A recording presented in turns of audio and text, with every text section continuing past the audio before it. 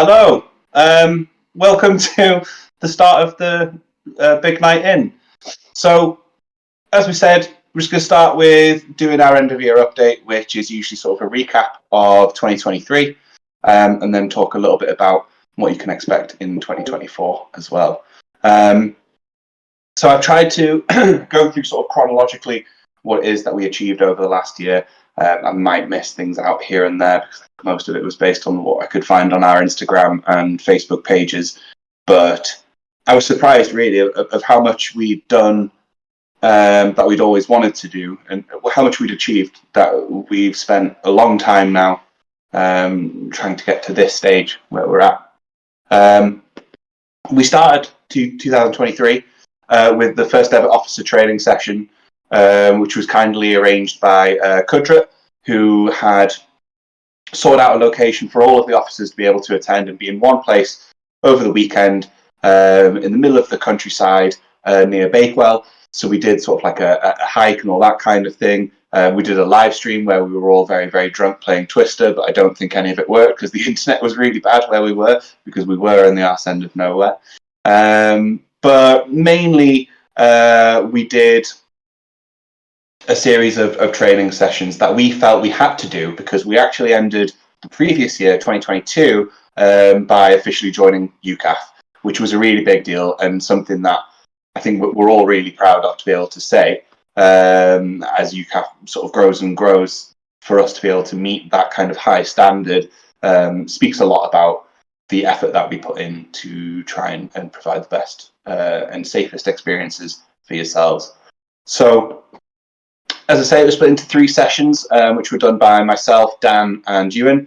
The first one was, I think Ewan started, which was essentially about recruitment, what our style is, what it is that we want to attract, and how we can sort of promote best behaviour, best processes in recruitment, and then planning for the future ahead as well. Session 2 was myself, and that was really about the scary, horrible legal stuff.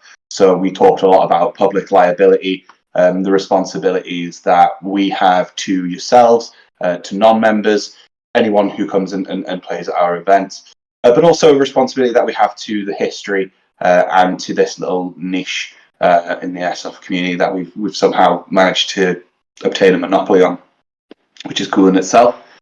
And then the third session was run by Dan, and that was more sort of an in-depth about combat awareness and tactics, delegation to NCOs and troops, so that the flow of a fight can just go a lot better and maintain that level of immersion. Once the training session was over, we were able to do another really monumentous thing, and that was officially opening our first ever airsoft site, which is incredible. And I always say to Howard, whenever we talk about airsoft, I mean, I'm 30 in my 30s, and I've been airsofting since I was about 14, 15. Totally different game back then. But we always used to talk about, wouldn't it be great one day to have our own site? And even if we were on public transport and you went past sort of like some disused land, it'd be like, oh, we could get that land and we do this, we do that. So now, sort of over 15 years later, to be in this position really is mind-blowing and is far beyond what we had initially thought the 1BB would ever be.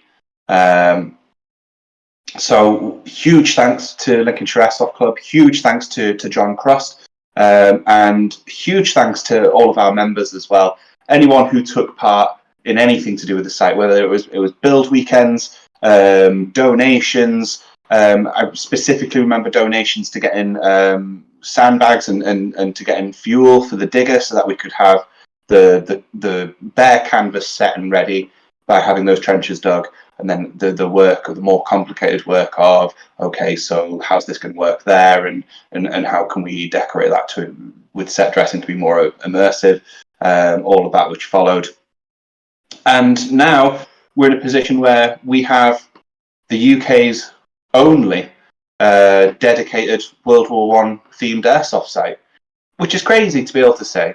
I mean, there are, as you've probably all seen, following LAC's digging of the original trenches, there's a lot of sites with trenches now. Some of them trenches, some of them ditches, but the idea of how that changes the game has definitely been popularized, and you see it everywhere these days.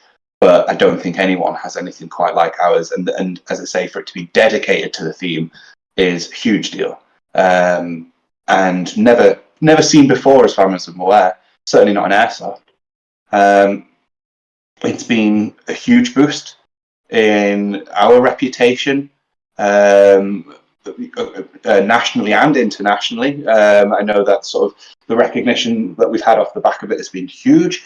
And then it's been a huge boost to all of our sort of combined honour, and to know that we're involved in such a thing is a huge deal. And I mean, I find the 1BB, and I'm sure a lot of you do too, to be a part of it, to be a natural, a privilege. It's enjoyable, it's fun, but to be able to say that this is what we do, this is what we have, this is what we've built, is amazing. And I know for a fact that a lot of people as well that put the 1st Battalion Boys on their CVs now. And I know for a fact that 1BB management, whether it's at NCO officer level, has got people jobs, and which means they can pay wages and hopefully donate to more sandbags. Fantastic. Honestly, breathtaking. Really, really cool. And an amazing start to 2023. And then we made the most of that start with our first ever game when we had Hell's Pond. And everyone who attended Hell's Pond will probably tell you what an amazing event that was. And people who haven't been have probably heard what an amazing event it was. We were highly complimented by members and non-members alike. And more than anything, we were able to really put it to the test. I always used to say about the events we had in the past, whether it was at LAC or whatever sites came before it, every test was like running a game mechanic. So the focus of this event is a particular mechanic. And we're going to see what works about that and what doesn't work about that. And then when it comes to the next event, we'll do the same again, but with a different mechanic. And the next event, we might combine the two and see whether they work alongside. And then Hell's Pond was a case of, okay, well, we've had plenty of time to do our beta testing now, and we will do our utmost to implement it as best we can. And there were learning curves, definitely, and I think there were oversights here and there in terms of comms and things like that. But we were very sort of quick to wing it, if you will, when things did go wrong, and it never broke anyone's immersion. It was hugely successful, and also began the process of understanding those aforementioned mechanics.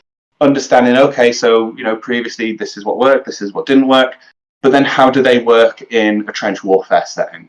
What needs to be adjusted by that?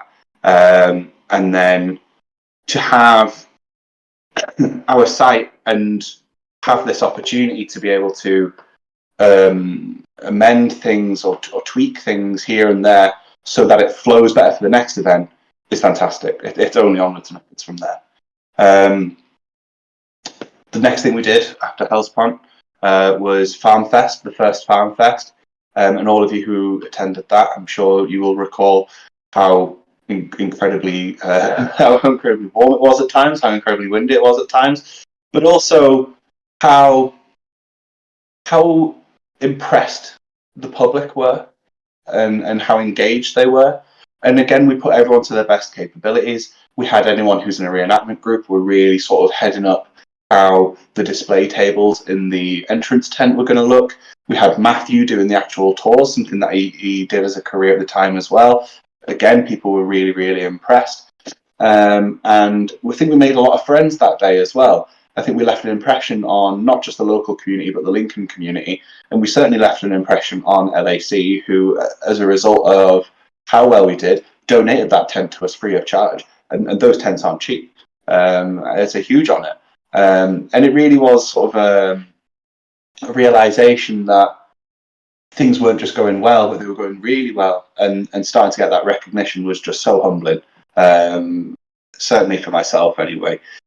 And also a good test, like I mentioned earlier, with putting people's talents to the best work. Being able to combine the experiences of the team, of where people specialize, is another sort of beta test again as to how we can keep doing that and how we can keep making that better. And then when FarmFest was over, we had our first night game in the trenches, Eep, which was, again, for years now, I think, Eep in itself, the title and the idea of the event, a nighttime trench game, was something that the 1BB had been dreaming of for years, for a long, long time. And after the success of Hellspawn, it seemed like it was the next logical step where, again, what does work, what doesn't work, what needs to be changed. Now we understand how it works in a trench warfare setting. We need to next understand how does it work in a different environment, in a different atmosphere. Opposing trenches, nighttime, so diminished visibility. And I think it was another huge success. Eep for me was probably my favourite event of last year. I mean, I can only speak from my own personal experience, but looking into No Man's Land and seeing pitch black, and that video that we got out of it that was posted with the tracer rounds when a raiding party went out over to the Onton trenches and the hill, really took my breath away. And I think I've watched that video 100 times the day after Eep alone, and then probably 1,000 times since, because it really gives me chills in terms of that's exactly what we wanted. We got what we wanted from it. Again, huge success, really immersive, and learning how we could adapt it further and implement different role playing and game mechanics. The next big thing that happened after Eep was the team hit 100 members, which is insane. Again, when it first started, it was myself, Howard, Henry, and Nat, just the four of us. Originally, just me and Howard. The concept of the 1st Battalion boys was that we were just going to go to regular skirmishes and World War I kit. And then here we are now, 100 members strong. Absolutely crazy. And I think it helped to start to recognize what it is about us that appeals to potential recruits, by hearing how people came to be aware of us and hearing their experiences of joining us as well. Really, really humbling. It did mean that the sort of management of the team became a lot more monumentous for officers and NCOs. But something that I think the first person to describe us as such was Matthew, when he said that we're a sort of a self-sustainable network of people. And despite the hurdles we had in having to manage more members, that idea, the self-sustainable or I can't remember how he described it, self-preserving, I can't remember, self-sustainable I think was right, network of people grew as well. So we had a huge increase in talents when it came to craft, when it came to historical knowledge, when it comes to sort of presentation as well, game mechanics. Pardon me, I've got a really bad cough. All of that grew along with it. And really completely counterbalanced the stress of having more people to deal with, because it meant that, you know, despite that stress, the ability of the team itself grew massively, in a huge proportion in comparison. So we also had the next game, which was St. Etienne, which was another incredible first for us. It was a huge landmark achievement, because the delegation and event planning and management was all on Ewan's shoulders. I think it was the first event that was not primarily organised by myself, which is a huge relief to me. A lot of stress off my mind. And he was able to source the site, write the game, pardon me, and see it through to huge success. And it got a lot of compliments. And I do think also that branching out to another site while still keeping our association with Lincolnshire Soccer Club was very refreshing for members. A complete change in scenery was really helpful, and rejuvenated a lot of players as well, which we always want to do. But I think it also proved that members, I mean, it definitely did. I know for what's coming for the second half, we talk about next year, it improved how members saw event management. And I think it helped a lot of people recognize that it's something that they can do. And something the 1BB has always intended to do was to nurture the talent that we have among the team. And so we have a lot more people interested in writing or managing or sourcing sites for new events, which is huge. The more people we have who want to put that effort into the growth of the team, the better the team becomes. So really, really happy with St. Etienne and the outcomes that came from it.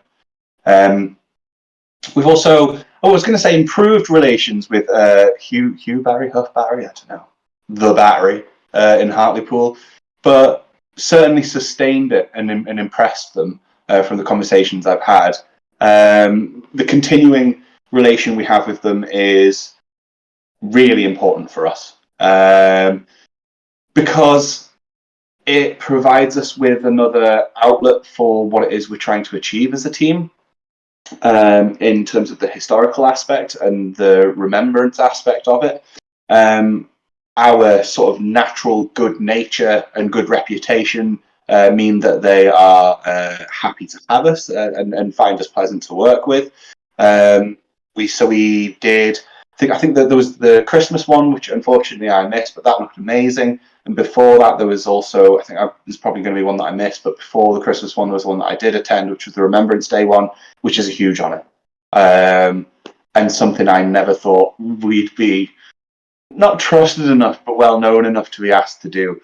And if you've seen the video of us all stood around the gun that fired at 11 o'clock on 11th of November at the Battery, it doesn't do justice the feeling that we had when we were there. I felt incredibly honoured to be taking part in that and to provide some kind of representation. We had French uniforms, British uniforms, German uniforms, and I think the general public seemed to really take to that as well. We certainly got asked quite a few questions and scared a boy who, a little boy who was obviously interested in us, but maybe too intimidating in real life. And then the other big landmark to end off the year was very recently, as you all know, was having the World War One Airsoft UK page hit 1,000 members, which is crazy. Again, with only a few days to go before it happened, and just a few more days before Christmas to hit 1,000 members was absolutely incredible. And although there is this unlikelihood that you see in all Airsoft community pages that you're not going to have all 1,000 members attend a 500 versus 500 event, the important thing to remember, I think, is that these members, trying to think how I best phrase this, it's the interest that's increased. It's not about having them all attend. It's about the fact that we've managed to not just reach 1,000 people, but have 1,000 people be reached and then say, yeah, click, that's something I'm interested in, and that's something I want to watch, and that's something I might want to do, which opens up a lot of avenues, not just for us, but for World War One Airsoft in general. We do have, like I mentioned earlier, this huge burden of responsibility, or at least that's how I carry it, to the history, to be able to sort of further bring World War One to the forefront of people's minds when it comes to the history, but also the role of Airsoft when it comes to World War One education. There's something that I typed recently for something that Ewan's going to release after this, I think, which when typing it sort of struck home, is that I've heard the numbers in terms of paintball are reducing. I know that paintball sites are now turning to Airsoft because they can't get the numbers for paintball, but they can get the numbers for Airsoft. So that's another huge leap in a potential audience for what we do. But also, I think, I used to say a long time ago that reenactments die. I don't think reenactment's ever going to die. I think it serves an important part in education. But I think in terms of getting younger people involved in what we do, airsoft is an easier avenue for those people than reenactment is. Pardon me. I'm drinking beer and wine as well. And so as that sort of aspect, the reenactment and the paintball dwindles, if you will, I don't mean that to sound negative, then the airsoft side of things sort of grows, and therefore our responsibility grows too, because what we do is more at the forefront of people's accessibility, if you will. That ends my sum up for 2023, so I'm going to move on to 2024 next, which is probably the bit people are most excited about. I'm just going to have a quick drink of my wine from my special glass. That was a gift to me from Dylan. Just beautiful. And then I need to get my phone ready, and you'll need your phones ready as well, because the first thing that I'm going to talk about when it comes to 2024, I'm going to post an announcement. So I'm just getting that ready now. You'll have to bear with me.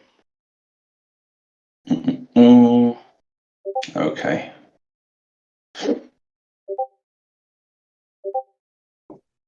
So it's going to your announcements now, or it should be. There it is. So 2024 is the 1st Battalion Boys' 5th birthday. We turned 5 years old on April the 18th, which is incredible. And to celebrate that, the team have paid for 50 special edition 5th birthday patches to be made. They are currently being made, and then they're going to come to me, and then I'm going to hand them out. They're going to be completely free of charge. You don't have to pay for them, but there is only 50. It's a limited run to make it a little bit more special. Guarantee you people are going to start reserving them very, very fast. So if you do want one, the design's on the picture I just put on announcements, and I'll put a picture up on this video if we post it elsewhere as well. Then you need to give me a shout quick. They will be available for collection at Salonika. We're going to try and aim for our first World War I event to be the weekend after our birthday. But the weirdest or the craziest thing to think of 1BB turning 5, the 1st Battalion Boys has now existed longer than the war in France lasted. Because I don't want to go to 1919 and include Russia, but 1914 to 1918, 4 years, 1st Battalion Boys has been around longer than the war itself lasted, which is incredible. It's insane. And again, something that I never thought I would ever. I'm already getting messages to reserve patches. Never something I thought would last this long. And in fact, it wasn't until this year when I got roll my sleeves down. This year where I got the 1BB tattoo, where I was like, oh, okay, this is a big thing now, and we're in it for the long run, and it's going to be around a long, long time. Or hopefully, that's certainly the plan. So, just to reflect on 5 years is not a long time. You think about any period of your life. 5 years is not huge. 5 years ago. 2018? 5 years ago? Yeah, 2018. God, I mean, I think isn't that roughly around when Red Dead 2 came out or something? Maybe it's not a long time at all. And then for us to go from 4 guys in really hodgepodge, thrown together World War I uniforms to what we are now, 100 members strong, representations of nearly every faction that fought. Incredible, and a huge honour. And I'm so grateful to all of you for making this dream this huge thing it is today, this huge community and this huge family, one that is widely well regarded as well. So thank you very much. And as a thank you, as I say, there's 50 patches available. Some of them are already getting reserved. I know officers are reserving them. I'm absolutely reserving them. I might put mine on display in the silo, I don't know. But yeah, amazing. Thank you very much. Grab your free patch. I think they look pretty cool. Pardon me, I'm so sorry for my cough. So, as I say, moving on to the first event of 2024 is looking to be Salonika, the Salonika campaign. Something that we're really trying to do is keep looking at not lesser known, but sort of, well, no, yeah, lesser known than the Western Front, to be fair, lesser known aspects of the war or fronts of the First World War, just to try and keep those at the forefront of people's minds when they think about the war itself, as a means to honour those who fought all over the world. It'll be back home. It'll be in our trenches, our first event. And it's going to be, because of it's a new front, it's a chance for you all to explore different kits. Not saying that you have to go out and buy a full new uniform. I'm certainly not going to do that, but there are little tweaks here and there that you can make to your own, or you can just sort of adjust how it is that you wear it for how it was worn in that campaign. And we're going to use the experiences from Hellspawn and St. Ayan and Ypres, as always, to try and improve how the game is ran and the experience that you get from attending that event. We also expect there to be a second Farm Fest. I've not heard anything about it yet, not 2024 yet, but I fully expect it'll happen again because it was really successful. We want to focus more on the presentation being within the trenches themselves. We can still have stuff in the tent, but I think the tent should be considered more of an entrance. I would really like for the public to have the opportunity to see objects from and learn about the war in that setting, within the trenches themselves, and hopefully talk to more of you who would be willing to do a little bit more teaching and a little bit more acting to provide that service to the people who come and look to learn.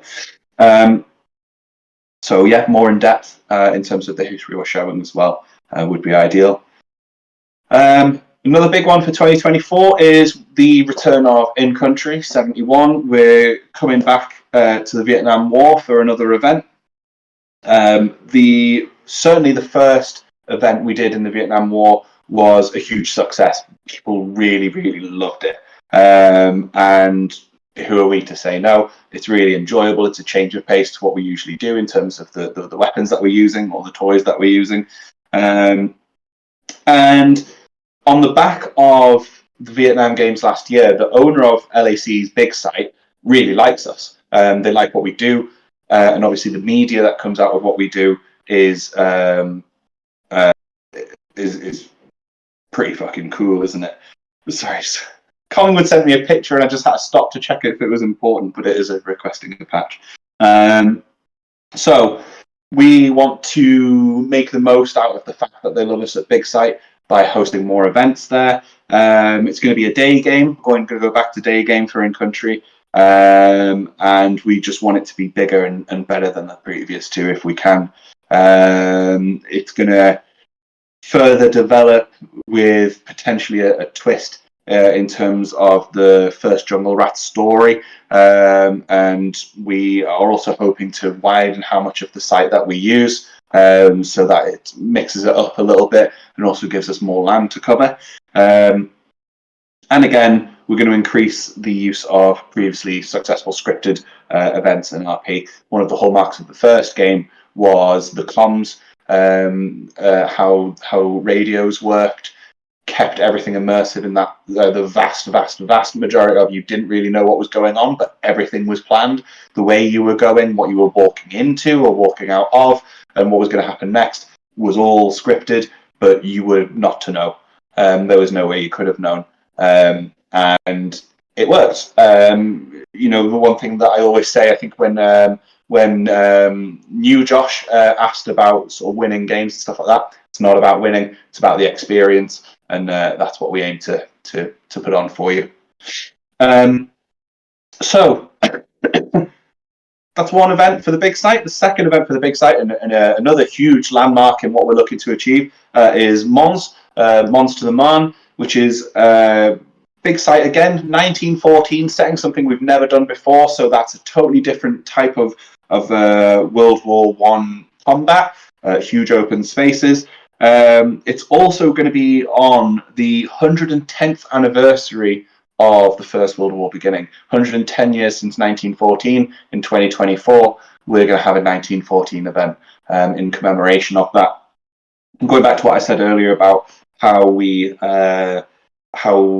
members are more excited and getting more involved in planning events. I think this one is being run by two junior officers, two NCOs. So that's Daniel Conwood and Alex Watkins are really taking the lead on this one. The officers are taking a bit of a step back, sort of providing information where we can and helping in terms of the limits when it comes to insurance and all that kind of really boring stuff that we have to abide to, but law is law. But huge to have non-officers. I mean, before last year it was only me who ran events. This year it was myself and Ewan who ran events with officers, and now junior officers as well, and that opens the gate for other members to start running events as we move forward. We certainly got more talent in our ranks now than we did last year when it comes to exactly that. Really exciting. Another opportunity to play with your uniforms a little bit. Again, you don't have to go buy new uniforms. There's little tweaks here and there, or even just the way you wear them can change. And this crazy open space mobile warfare in which you get to fight in. Other than that, the next event that is absolutely penciled in is another one I'm really excited for, which is Long Since Told, which is a game that has been written over the course of this year by our very own Stephen Gilchrist. Again, a different officer writing and managing an event. I'm hoping that we are going to get that booked in for October. I'd quite like for it to be a Halloween event. It's a return to post-apocalyptic. Post-apocalyptic event is the second theme that the First Battalion Boys ever ran. A long time ago. Before we met LAC, we had that event. So I know that Gilchrist has put a lot of effort into it. It's everything that he's teased. We don't know everything. The officers, we don't know all of it, but everything that he's spoken to us about has been really exciting. If you're a fan of the post-apocalyptic theme in movies, TV, or video games, then that's going to be one that you're going to be very interested in. I'm sure you will experience or come across or hear about something that you will be excited about. It's going to be really heavy on the role-playing, really heavy on the game mechanics, but also an opportunity for you to play fast and loose with your uniforms, which was why it was the second theme that we ever did, because you have your uniforms, it's very strict, and you wear this like this and all that. When it comes to post-apocalyptic, you can sort of be like, okay, well, there's no sort of upper brass in the military anymore. It's post-apocalyptic, so you can wear whatever slung over your shoulder, like it's Battlefield 1, or goggles, and all sorts. Really exciting. Highly recommend that you seek to attend that one as well. That's all I'm going to talk about in terms of events for now. We are hoping to do more, but we haven't hashed out enough of the details for me to go into depth with you yet. But certainly stay tuned, because there's other exciting things that are already being discussed. I'm on my last point now, so we'll end the stream soon. No, sorry, we won't end the stream soon. We'll end the end of year update soon, and then I will go on to the general chat here and start taking some of your questions as well. 2024, and I may have sort of said something along those lines in the past, but really now I have my own office.